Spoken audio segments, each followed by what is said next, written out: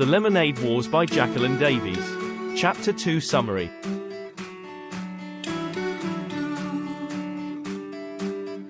Chapter 2 begins with Jessie trying to figure out why her brother Evan has been acting strangely for the past 2 days. She recalls that this all started when they received a letter from school, but she can't understand why it would upset Evan so much. Jessie thinks about how she's good at puzzles, but feelings are her weakest subject. Jessie then remembers the day the letter arrived. She and Evan were putting together a lemonade stand in the driveway when the mailman handed her a bundle of letters. She quickly went through them, finding nothing interesting until she came across a letter addressed to their mom. Evan didn't seem to care about the mail, but Jessie thought the letter looked important and wondered if there was a problem.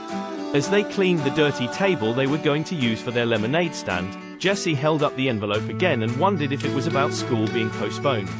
Upstairs, their mother read the letter and revealed that Jessie and Evan were going to be in the same class this year with Mrs. Overton.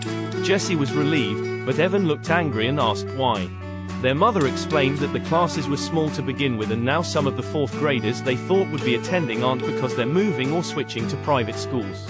So they need to combine the 2 small classes into one bigger class.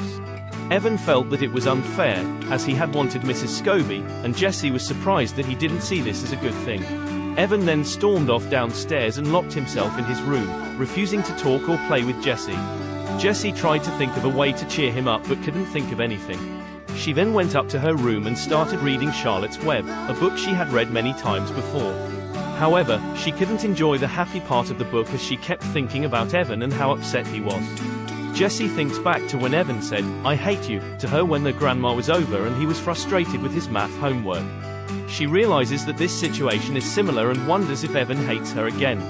Jessie decides to give Evan some space and continue reading her book.